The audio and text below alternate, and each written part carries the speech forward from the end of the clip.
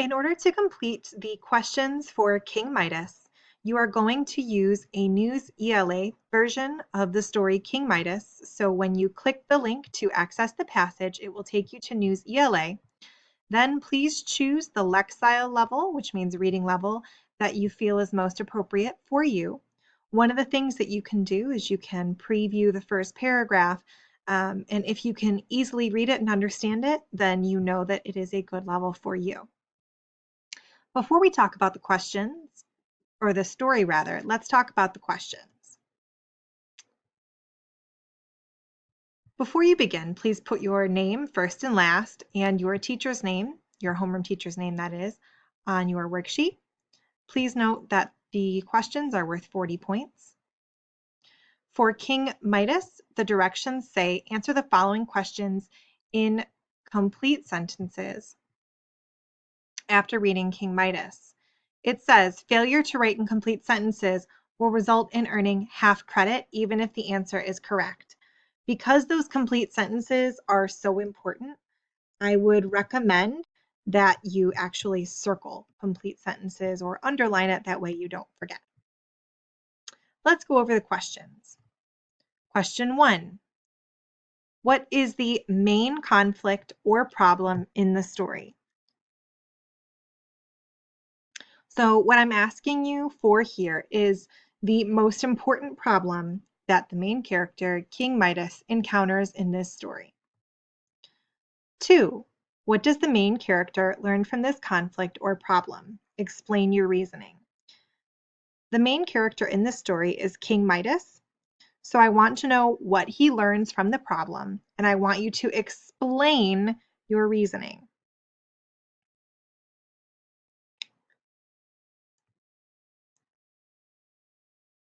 2. What do you think the theme of King Midas is? Explain your reasoning.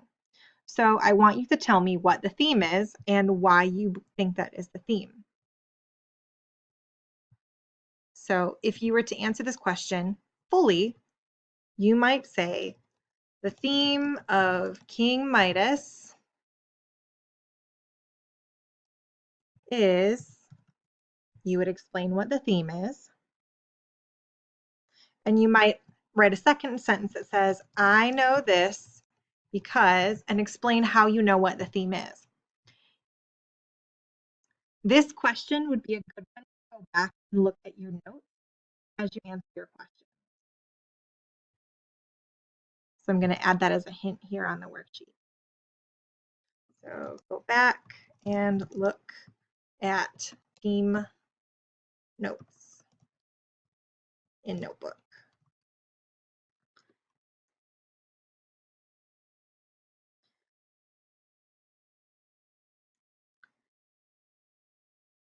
Question 4 asks, is the theme directly stated or implied?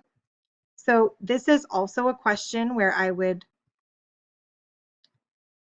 go back and look at my notes.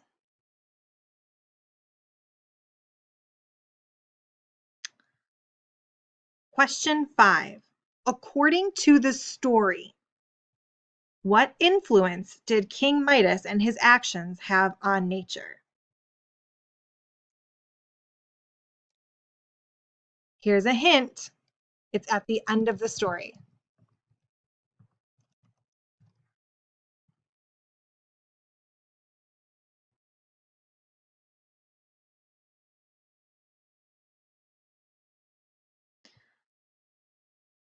Question 6.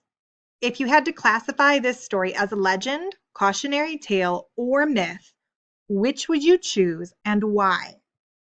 So I'm asking you to choose between the three. Is it a legend? Is it a cautionary tale? Or is it a myth? Explain why. Here's a hint.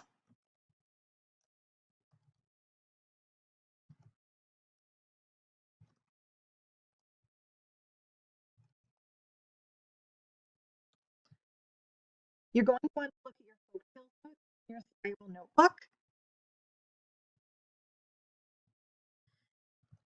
And please note that question 5 will help answer this question.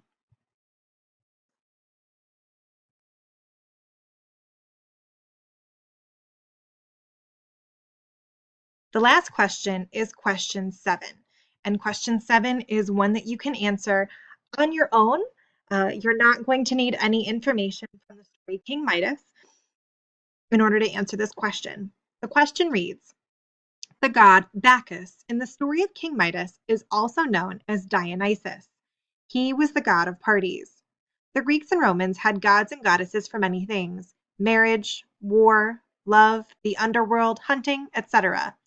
If you got to make up your own mythology like the one the Greeks had, what gods or goddesses would you create? Write a 5 to 7 sentence paragraph about at least 3 supernatural beings you would create, why you would create each one, and what each one's special powers or abilities would be. So I'm asking you to use your imagination in answering this question. Please make sure that you do write a 5 to 7 sentence paragraph. And make sure that you are using correct spelling, capitalization, and punctuation to the best of your ability. This last question is worth 10 points because it does require you to write a full paragraph. So good luck, get started, and make sure that you read the story before you get going.